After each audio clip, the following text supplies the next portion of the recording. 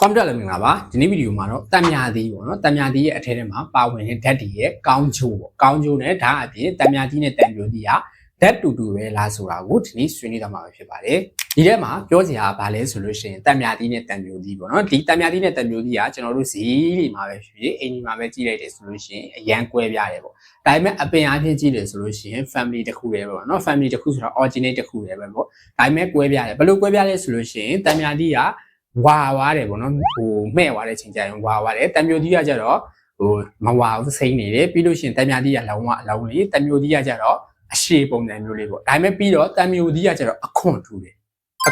်ဒါပေမဲ့တံမြာသီးကကြတော့အခွန်ပါတယ်ဒါပေမဲ့ဒီဟာပဲပေါ့နော်အနံ့ကလည်းတစ်ခါတလေကျရင်ဆင်တူတယ်တစ်ခါတလေဆိုတာမဟုတ်အများဆုံးအားဖြင့်တူတယ် 90% နီးပါးလောက်ကိုသူတို့ဂျန်လဲတူတယ် DNA လဲတူတယ်ပေါ့နော်ဒါပေမဲ့စဉ်းစားကြရပါလဲဆိုလို့ရှိရင်သူတို့နှစ်ခုလုံးမှာပါဝင်တဲ့ဓာတ်ပေါ့နော်ဓာတ်ကကျွန်တော်တို့မြန်မာနိုင်ငံရပြန်ပြောမယ်ဆိုချင်းတယ်ပေါ့နော်နှစ်ခုလုံးကချင်းတယ်နှစ်ခုလုံးကချင်းတယ်ဆိုပြီးမှဓာတ်တူတူပဲလာမေးရဆိုလို့ရှိရင်ဓာတ်တွေအားလုံးကတူတူပါပဲအသုံးပြုတာချင်းကလည်းတူတူပဲနှစ်ခုလုံးနေရာမှာသုံးလို့ရတယ်တံမျိုးသီးကလည်းတံမြာသီးနေရာမှာသုံးလို့ရတယ်တံမျိုးသီးနေရာသုံးတဲ့နေရာမှာလည်းတံမြာသီးနေရာသုံးလို့ရတယ်ဒါပဲပေါ့နော်ဒါပေမဲ့ပြန်ပြီးတော့တံမြာသီးကကွက်ထွက်သွားတယ်ဘာလို့ကွက်ထွက်သွားလဲဆိုလို့ရှိရင်ကျွန်တော်တို့တံမျိုးသီးထက်တံမြာသီးရဲ့ပါဝင်တဲ့ဓာတ်တွေကနည်းနည်းပိုများတယ်ဘလောက်ပဲအလုံးကြီးကြီးပေါ့နော်ဥမာဖြင့်ဆိုရင်ဒီတံမြာသီးက50 gram ဆိုပါလို့ဒီဘက်ကတံမြာသီးကလည်း50 gram ဆိုလို့ရှိရင်ပါဝင်တဲ့ဓာတ်တွေကိုချိန်ကြည့်တယ်ဆိုလို့ရှိရင်တံမြာသီးကပိုများဒီထဲမှာပေါ့နော်ဒီအသီးနှစ်ခုလုံးပေါ့နော်ဒီအသီးနှစ်ခုဆိုတာကတံမျိုးသီးပဲဖြစ်ဖြစ်တံမြာသီးပဲဖြစ်ဖြစ်ပေါ့ဒီထဲမှာကျန်းမာရေးအတွက်အကြီးက support လုပ်ပေးတယ်အဟာရတဲ့၄ခုပေါ့နော်အဟာရတဲ့၄ခုပဲကျွန်တော်အခုပြပြသွားမှာဖြစ်တယ်ပေါ့နော်ဒီထဲမှာအမြဲတမ်းထားရမှာပါလဲဆိုလို့ရှိရင်တံမျိုးသီးထက်တံမြာသီးကဒီဓာတ်တွေကပိုများနေတယ်နည်းနည်းလေးပိုများတယ်ပေါ့နော်အများကြီးတော့မဟုတ်ဘူးနည်းနည်းလေးပိုများတယ်တံမြာသီးမှာအဓိက main ပေါ့ကျွန်တော်ခုနပြောတဲ့ဓာတ်၄မျိုးထဲမှာ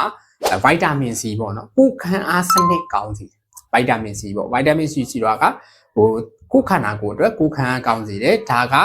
မဖြစ်လိုအပ်တယ်ပေါ့နော်ဘယ်လိုပြောမလဲဆို anti bacteria တွေကိုဖယ်ထုတ်ပြီးတယ်ကျွန်တော်တို့မြန်မာနိုင်ငံမှာပေါ့နော်အခုလက်ရှိချိန်မှာ pollution များတယ်ပြီးတော့လို့ရှိရင်လူဦးရေများတဲ့နေရာကြီးသွားတာတွေရှိတယ်အဲ့ချိန်မှာတံမြာသီးကိုအသုံးပြုတဲ့ချိန်ကြလို့ရှိရင်ကိုယ်ခန္ဓာကိုယ်မှာရှိနေတဲ့ဒီပိုးတွေ anti bacteria တွေကိုကာကွယ်ဖို့အတွက် vitamin C လိုအပ်တယ်ဒါကြောင့်ဒီတံမြာသီးသုံးဆွဲတဲ့အချိန်ကြလို့ရှိရင်ဒီ vitamin C က support လုပ်ပေးတယ်နောက်တစ်ခုကကျတော့တံမြာသီးမှာပါဝင်တဲ့ဓာတ်ကဘာလဲဆိုလို့ရှိရင် potassium ပေါ့ potassium ကကျွန်တော်တို့ခန္ဓာကိုယ်အတွက်အချက်နှစ်ချက်ပြုလုပ်ပေးတယ်ပထမဆုံးတစ်ချက်ကဘာလဲဆိုလို့ရှိရင်ကြွက်သားနာကျင်တာကိုတတ်တာစီတာပေါ့နော်ဒီ potassium ကဟိုတံမြာသီးမှာပါဝင်တဲ့ potassium ပေါ့နော်ကြွက်သားကဘလို့နာကျင်တာဟာတတ်တာလဲဆိုရင်ကျွန်တော်တို့တနေ့ရောအလုပ်လုပ်တယ်ပင်ပန်းနေကြွက်သားကြိုက်ခဲတယ်ဆိုလို့ရှိရင်ဒီတံမြာသီးမှာပါဝင်တဲ့ potassium ဓာတ်ကဒီကြွက်သားတွေကိုဖြည့်လျှော့ဖို့ပေါ့နော်နာတာကိုနည်းနည်းတတ်တာဖို့အတွက်ဒီ potassium ကလှုပ်ဆောင်ပြီးရဆိုပြီးပြောပြထားတယ်ပြီးတော့နောက်တစ်ခုကဘာလဲဆိုလို့ရှိရင်သွေးပေါင်ကြီးထိန်းကြီးပြီးတာပေါ့ဒါကတော့သွေးတိုးသမားတော်တော်များသိမယ်ပေါ့နော်သွေးပေါင်ကြီးတက်တာတို့သွေးတိုးတက်တာတို့ဘာလို့ဆိုလို့ရှိရင်ပဲဖြစ်ဖြစ်ခေါင်းရမ်းမှုတာတို့ဘာလို့ဥမာချင်းဆိုလို့ရှိရင်အဆီဓာတ်တွေပေါ့ကျွန်တော်တံပေါက်စားတာပဲဖြစ်ဖြစ်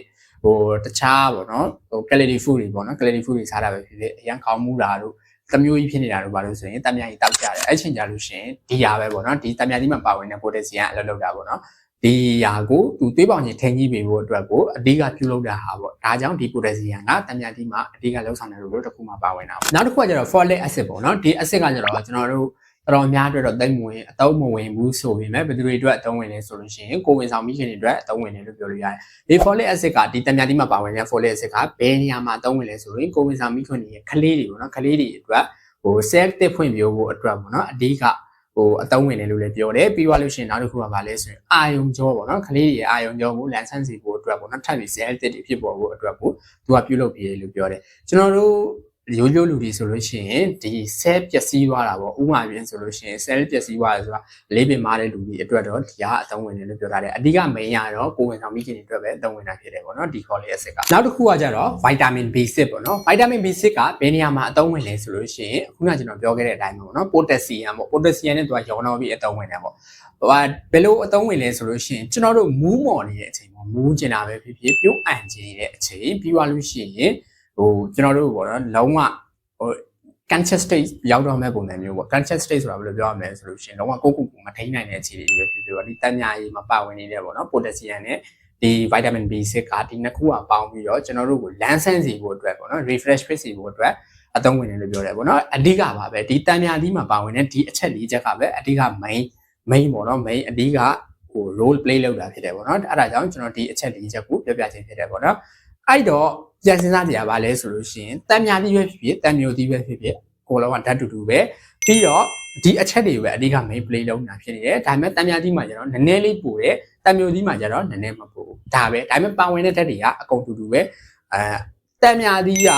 လုံးနေလို့ပဲဖြစ်ဖြစ်တန်မြာသီးရဲ့ရှိရင်မျိုးမတူဘူးမဟုတ် family ချင်းအတူတူပဲဒါပေမဲ့ပါဝင်တဲ့ဓာတ်ချင်းကလည်းအတူတူပဲဒါကြောင့်တန်မြာသီးပဲဖြစ်ဖြစ်တန်မျိုးသီးပဲဖြစ်ဖြစ်နှစ်ခုလုံးကြိုက်တဲ့နေရာမှာသုံးလို့ရပါတယ်ဘာလို့ဆိုဓာတ်ချင်းအတူတူပဲဒါပေမဲ့ပါဝင်တဲ့ဓာတ်နည်းနည်းလေးပဲဖြစ်တယ်တန်မြာသီးမရတဲ့မှာနေရာမှာဆိုလို့ရှိရင်တန်မြာသီးတုံးလိုက်လို့ဘာမှမဖြစ်ဘူးပေါ့နော်ဒီကတော့ comment တို့အတွက် knowledge sharing အဖြစ်ပေါ့နော် knowledge ဆိုတာကဘာလို့ဒီအနေနဲ့ကျွန်တော် share ပြခြင်းဖြစ်တယ်ပေါ့နော်ဒီဗီဒီယိုက comment တို့အတွက်တနည်းမဟုတ်တနည်းမှာသုံးဝင်မယ်လို့ကျွန်တော်တို့မျှော်လင့်မိရဲ့ဒီဗီဒီယိုကသုံးဝင်နေတယ်ဆိုလို့ရှိရင် channel လေးကို subscribe လုပ်ပြီးတော့ support လုပ်ပေးပါအောင်နော် comment တို့ရေထပ်ပြီးတော့ဒီအကြောင်းပေါ့နော်တမယာသီးသဘောကျတယ်နှစ်သက်တဲ့လူတွေကို share ပေးပါအောင် comment တို့ရေထပ်ပြီးတော့နောက်ဗီဒီယိုမှာပြန်တွေ့ကြမယ်နော် comment တို့ရေအားလုံးလက်ပြီးပါတတ်တာ bye bye